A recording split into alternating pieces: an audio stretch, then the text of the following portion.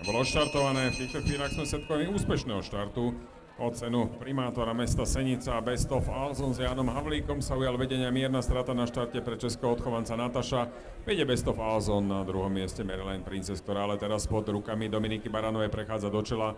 Takže v čele vidíme čierny dres s bielou čiapkou Dominika Baranová, Maryline Princess na prvom mieste, Best of Alzon je druhý.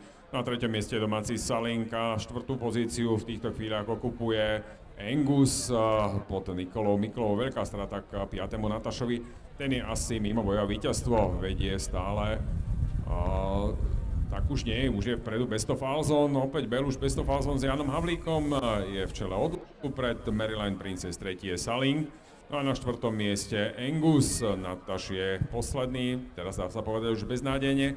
Vedie Best of Alzon, Beluš pod rukami Jana Havlíka sa ujal vedenia v oblúku a už trieli v ústrety víťazstvu pri jeho debute a vyhráva Best of Alzon. Tak už sa nič nestane a na druhom mieste je Salink, tretiu pozíciu. Tak tam to bude na cieľfoto, je možné, že Angus predsa len prečil Maryline Princess a teraz docvála do cieľa aj 5. ako posledný Nataš. Tak videli sme zaujímavé dostihy dvojročných koní.